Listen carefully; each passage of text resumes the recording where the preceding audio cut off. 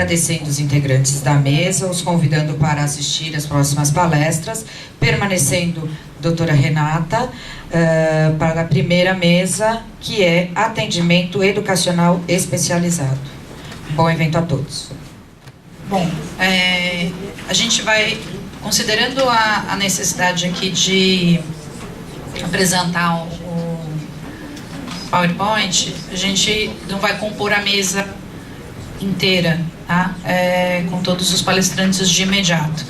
Depois, no final, a gente vai abrir um breve debate com algumas perguntas, e aí nós iremos compor a mesa aqui com todos os que participaram da mesa de debates. Tá? Bom, pode, por favor, colocar a minha apresentação.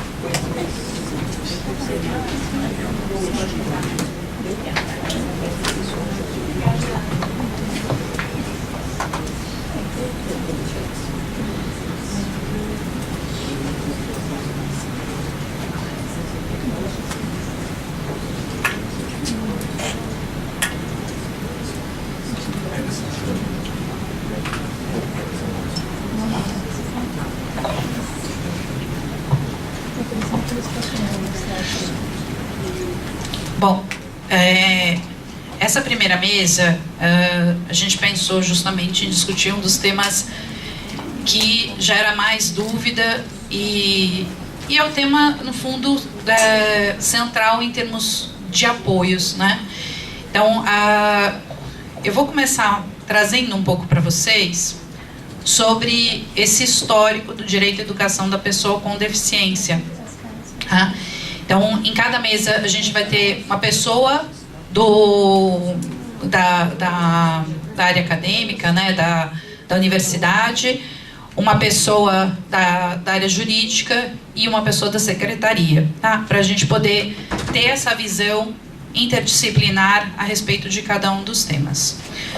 Bom, não sei se vocês já conhecem um pouco sobre esse histórico, mas a discussão a respeito do direito à educação das pessoas com deficiência, ela se inicia, em especial, na Declaração Mundial de Educação para Todos, né? Pensando na ideia de que ninguém pode ser excluído, né, da educação.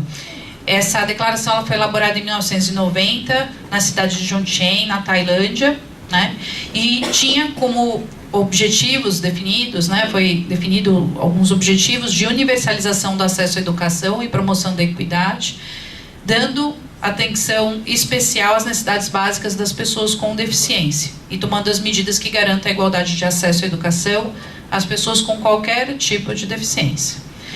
Depois, em 94, vem a conhecida Declaração de Salamanca, né, que normalmente é citada por todos, né, que é considerado um dos principais documentos pela inclusão escolar, né, e ela foi elaborada na Conferência Mundial da Educação Especial em 1994, na cidade de Salamanca, na Espanha, e ela reforça o que já estava na Declaração Mundial dos Direitos da Educação para Todos, né, e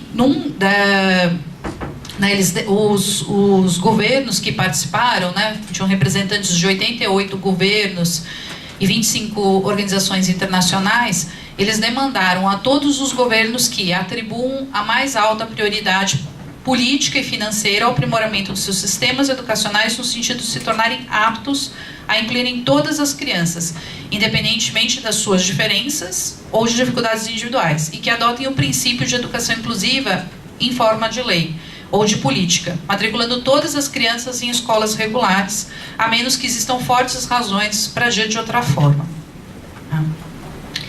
E aí nós temos, né, também um outro documento importante, que é a Convenção de Guatemala, um tratado internacional, que foi ratificado pelo Brasil, que busca eliminar todas as formas de discriminação em relação às pessoas com deficiência, né, para evitar que as pessoas com deficiência sejam discriminadas. Quando a gente tenta impedir que uma pessoa participe de algum local pela própria condição dela, isso é discriminação, né? E não pode acontecer.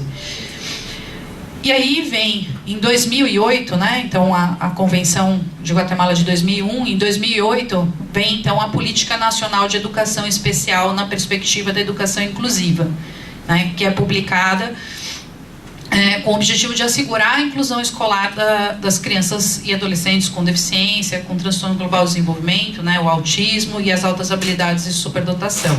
Né. E aí, finalmente, em 2009, né, promulgada pelo Decreto 6.949, a Convenção Internacional sobre os Direitos das Pessoas com Deficiência, que busca efetivamente, né, os Estados-partes que ratificaram essa convenção, que esse é um dos principais documentos que nós temos relacionados aos direitos das pessoas com deficiência. Ele foi, inclusive, aprovado, é o único tratado, né, internacional que foi aprovado de acordo com o procedimento do artigo 3º, do parágrafo 3º do artigo 5º da Constituição, que é exige um quórum qualificado e, portanto, confere a ele status de emenda constitucional. Então, ele é como a Constituição, né? E ele garante, né, o sistema educacional, inclusive em todos os níveis, e o aprendizado ao longo de toda a vida, né? Então, uma coisa não vem separada da outra, né? Então, não simplesmente garantir o acesso da pessoa e a permanência da pessoa com deficiência nas escolas, mas sim que elas tenham a possibilidade de aprender, né? E a Lei Brasileira da Inclusão, como não poderia ser diferente, ela é baseada na Convenção Internacional e ela garante, né, espera só um minuto.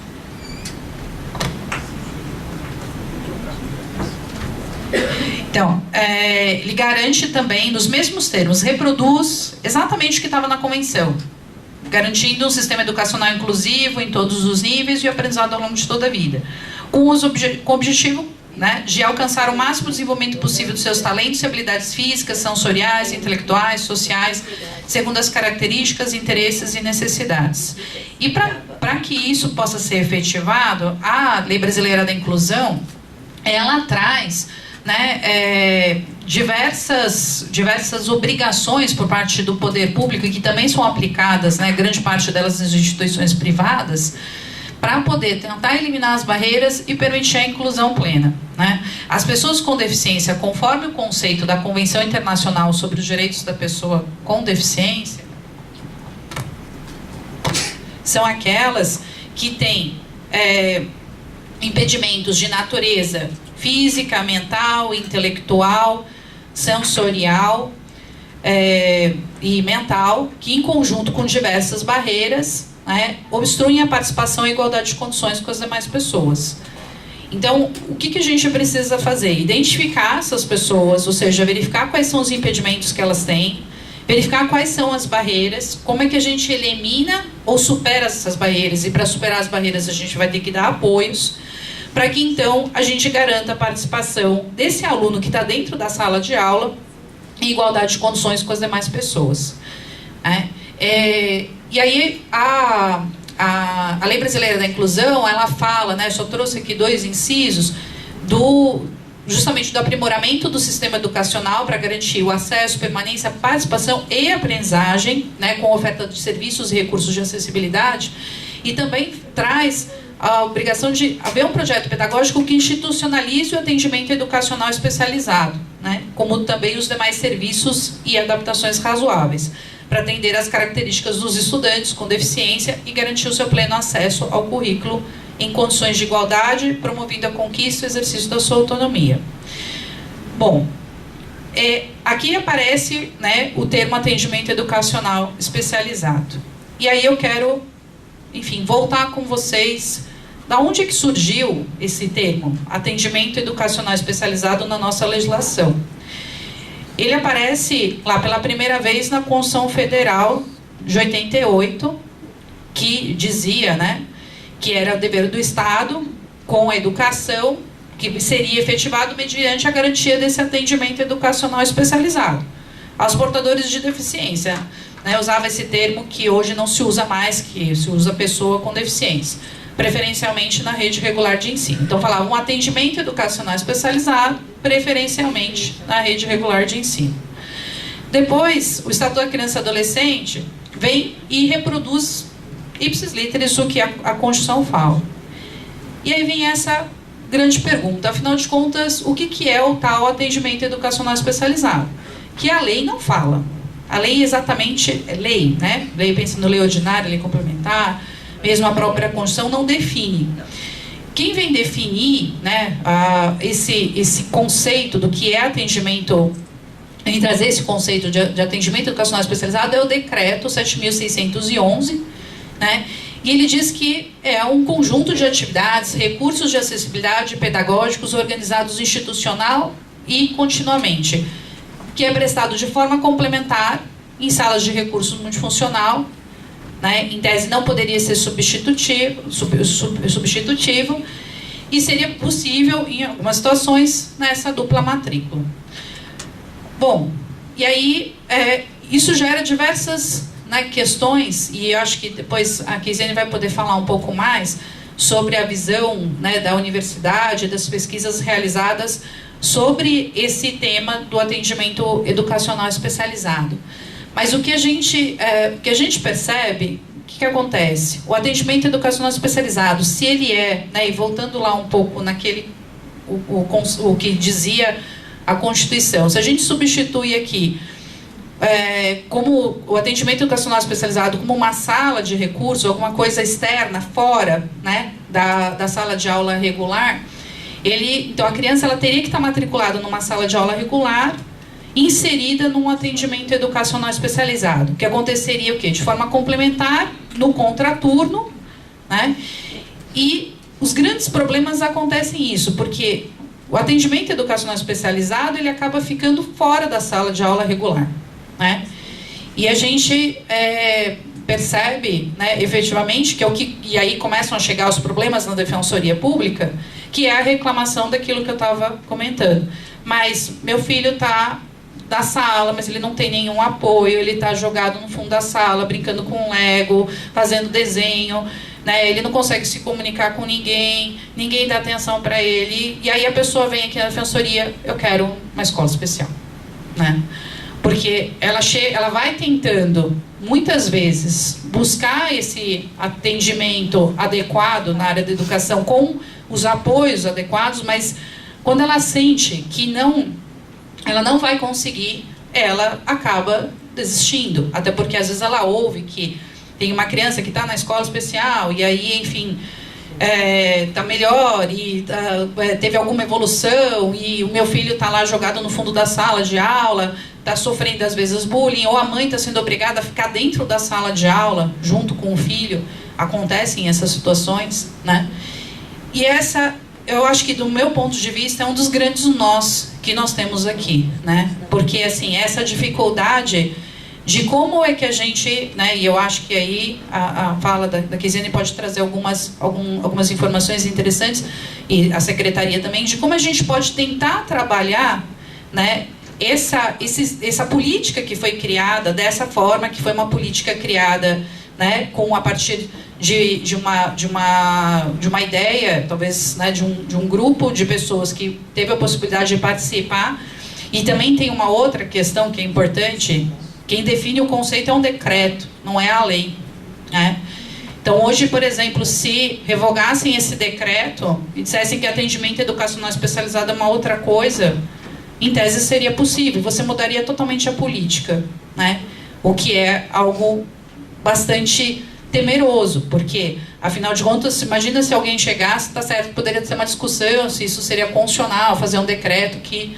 Mas, assim, pelo certo, isso deveria vir de lei. Então, assim, as diretrizes de educação, de educação especial no nosso país, elas não são muito claras, né? Do meu ponto de vista, principalmente as diretrizes em relação aos apoios. E isso é um dos temas que eu mais estudo, porque a minha tese de doutorado, ela tem base nessa questão dos apoios, né? E tanto que eu venho até analisando algumas outras legislações no exterior para poder fazer uma comparação de como é que essas legislações vêm conferindo esses apoios, né? E basicamente o que eles fazem é fazer uma identificação e fazer uma avaliação, né? Um plano educacional individualizado, coisas que a gente não tem de uma forma institucionalizada, né, nesse país. Então, assim, cada um faz a sua forma. E eu acho que isso é uma das grandes dificuldades, porque a gente não consegue identificar quem é esse aluno, a gente não consegue avaliar quem é esse aluno, então a gente não sabe se ele tem, quais são os impedimentos que ele tem, quais são os apoios que ele necessita e quais são as barreiras que precisam ser vencidas. Tá? E aí, para trazer um pouco, né, até porque a minha atribuição aqui também era falar um pouco da questão jurídica, né, de como é que o que vem sendo discutido sobre isso até no judiciário, né, para mostrar para vocês como essas questões vêm sendo judicializadas e o quanto é importante a gente poder tentar resolver esses problemas de forma extrajudicial, nessa parceria que a gente vem realizando com a Secretaria para tentar buscar uma solução. Eu escrevi um artigo, né, um capítulo de um livro, e eu fiz uma análise dos acórdãos do Tribunal de Justiça, né, uma busca na consulta de jurisprudência, utilizando 2 termos, educação e pessoa com deficiência. Tá? A busca ela retornou 350 acórdãos no período de 11 anos, ou seja, de 31 de janeiro de 2005 a 8 de janeiro de 2016, tá? Que é o período que eu fiz a busca. Então, eu analisei todas as emendas de julgamento para verificar quais delas, né, efetivamente se referiam a atendimento educacional de pessoa com deficiência. Né? E depois eu fiz uma filtragem para fim de identificar aqueles acórdãos que se referiam efetivamente à deficiência intelectual, deficiência mental e transtorno do espectro do autismo, que era o meu objeto específico dessa pesquisa que eu estava fazendo. E aí, eu não sei se dá para enxergar muito bem aqui, então vieram o resultado, né? Na verdade, só tem 34 acórdãos que efetivamente era sobre atendimento educacional da pessoa com deficiência, né? O resto falavam sobre diversas outras assuntos, então, assim, que já tem um problema na própria busca de consulta de jurisprudência lá do tribunal, mas, enfim, apareceu até direito do idoso, energia elétrica, concurso público, enfim, questões, mas que não tinham uma ligação específica com o tema que eu estava buscando. Também bastante sobre transporte especializado, 66, né? Então, no final, a gente tinha, dos 350 acórdãos, só 34 se relacionavam, né, ou seja, cerca de 10% se relacionavam ao tema do atendimento educacional de pessoa com deficiência. E nem todos estavam ligados diretamente com a efetivação da inclusão das pessoas com deficiência em escolas públicas, e nem todos relacionados à deficiência intelectual ou autismo. Tá? Desses, só 15 efetivamente era sobre deficiência intelectual, mental ou transtorno do espectro do autismo. E desses 15, 9 se referiam a pedidos de matrícula em escolas especiais conveniadas ou matrículas em escolas especiais particulares a serem custeadas pelo poder público, e 6 se relacionavam à garantia dos apoios para a inclusão nas escolas regulares. E aí, primeira coisa, né? Esses que falavam sobre atendimento educacional em estabelecimentos, né, faziam um pedido em atendimento especializado ou sala especial, eles não aplicavam de forma alguma a convenção, né? E a gente tem aí que, né, a convenção já estava,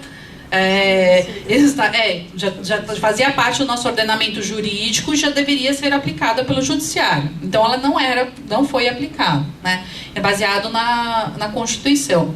E muitos interpretavam o termo atendimento educacional especializado como um sinônimo de escola especializada, e de forma substitutiva, ou seja, totalmente em desacordo com o que o decreto 7.611 trouxe como o conceito de atendimento educacional especializado.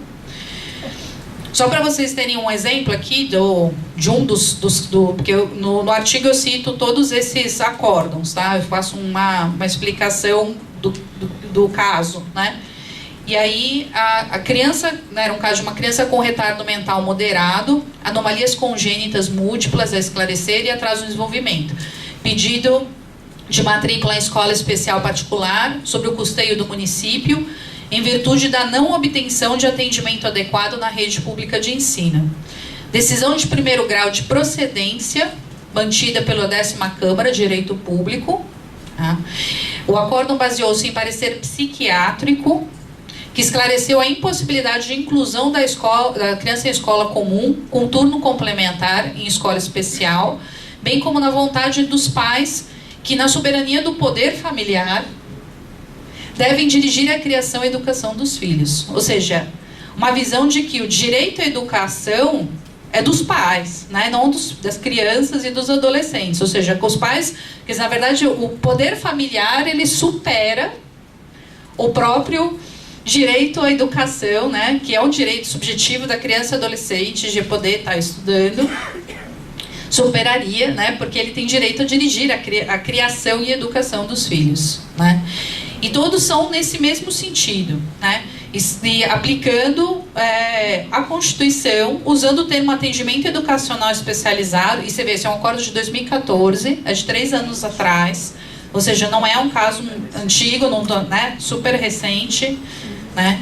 E a gente ainda tem no judiciário ainda existe essa visão de que atendimento educacional especializado é sinônimo de escola especial.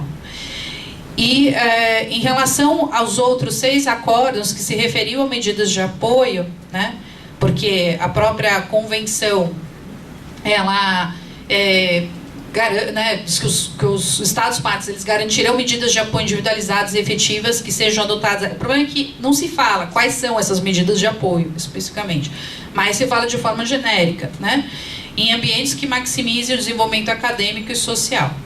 Então, apesar de ser expressa essa garantia, né, mesmo esses acórdãos, poucos se basearam na convenção. A maioria fazia a interpretação, né, do conceito de atendimento educacional especializado mais próximo do que hoje poderia se entender do ponto de vista do ordenamento jurídico e da garantia do direito à educação e à inclusão das pessoas com deficiência nas escolas, né. E aí eu trago, né, esse caso um pouco maior aqui, crianças de 4ª série do ensino fundamental com diagnóstico de síndrome de Down e hipotireoidismo, em escola municipal que disponibiliza apenas uma estagiária de pedagogia 2 vezes por semana, pelo período de 1h30, pedido de profissional durante todo o período e permanecer em sala de aula, de segunda a sexta-feira, das 13h30 às 17h30, sentença de procedência mantida pela 11ª Câmara de Direito Público.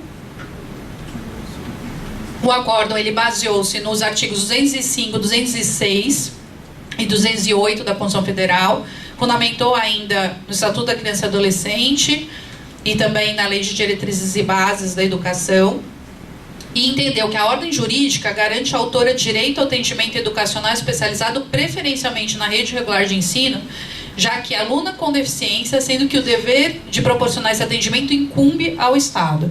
Mencionou também o relatório da PAI, que trata da necessidade do apoio na escola, e mandado de constatação realizado que identificou que, além da professora, não há nenhum outro profissional que acompanhe a criança na sala de aula. Que existe uma professora que, por iniciativa própria, atende a criança uma vez por semana, por 1 hora, fora do horário da aula. E que a estagiária que acompanha não estagia mais na escola municipal, e além disso a AMF conta com 19 crianças que necessitam de cuidados especiais, entre as quais 9 com síndrome de Down. Então, isso mostra, né, do nosso ponto de vista aqui, que, claro, acho que esse cenário no judiciário ele pode mudar, né, com a entrada em vigor, né, que aconteceu no início de 2016, da Lei Brasileira da Inclusão, porque ela acaba colocando dentro da nossa legislação ordinária, né, ou seja, acaba fazendo com que, embora, né, a gente já tinha a convenção que deveria ser aplicada, porque é norma constitucional, mas o fato é, quando nós temos uma lei ordinária, parece que isso normalmente costuma ser um fator propulsor, né, que faz com que as mudanças efetivamente aconteçam. Não fiz uma pesquisa posterior, né, mas também acho que ainda é muito recente para a gente poder talvez ter alguns dados, né, específicos, mas a gente vai poder, com o passar do tempo, fazer uma análise e verificar se houve uma alteração nesse sentido. Mas o que eu acho que é essencial é que a gente precisa discutir essa questão efetivamente dos apoios, né? Então, quais são esses apoios que nós estamos garantindo? Porque isso está gerando conflitos, isso está levando a questão para o judiciário e está levando à judicialização, né? O fato é isso. Então, assim, essas questões, a gente não pode negar, elas estão chegando no judiciário, né? E quando a gente consegue, né, por meio de uma frente, né, como essa que a gente tem na secretaria, poder debater, né, e trazer esse olhar, né, que é interdisciplinar, porque a gente traz os profissionais da educação, olha, as dificuldades que nós temos são essas, né, a gente fala, bom, as reclamações que a gente recebe são essas, né, a gente consegue tentar buscar soluções para quê? Para evitar que a questão chegue a esse ponto, porque imagina o sofrimento das mães e pais de terem que levar a questão também para o judiciário, né? Isso também tem uma implicação na questão da própria política pública, porque acaba havendo uma desorganização da política, porque quem acaba decidindo quem que precisa, qual é o profissional necessário, quais são os apoios necessários, é o judiciário. E o judiciário, muitas vezes, né, posso dizer, na maioria das vezes, não tem o conhecimento de educação para poder, não vai ter um perito, né, um pedagogo para poder ser ouvido, fazer um parecer para verificar se naquele caso concreto, aquilo que está sendo falado, de repente por um médico ou mesmo por um psicopedagogo, seria o ideal naquele contexto escolar daquela criança, né?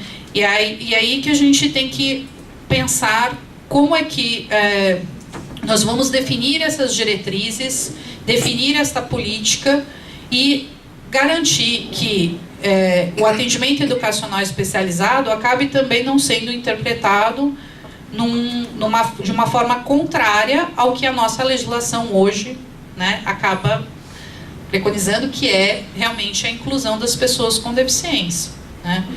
Mas as histórias que acabam sendo trazidas para o judiciário é dessa falta de apoio e que leva, provavelmente, ao juiz, né, a sensibilizar com a situação de pais e mães, né, e também com base em documentos técnicos e dar as decisões que foram dadas, né. Então, acho que é isso. Enfim, eu queria pontuar essas questões para que a gente colocasse em discussão.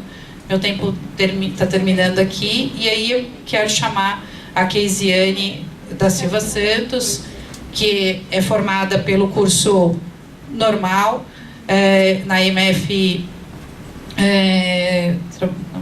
trabalha na IMF, né? Derville Alegrete, tem licenciatura e mestrado em Educação Especial pela Universidade Federal de São Carlos, atua na educação infantil e na educação de jovens e adultos, participou no desenvolvimento de projetos científicos na área de alta tecnologia assistiva para a escolarização de estudantes com deficiência física e atualmente é aluna do curso de doutorado em Educação Especial pela Universidade Federal de São Carlos. Obrigada por ter aceitado o nosso convite. E aí eu saí daqui.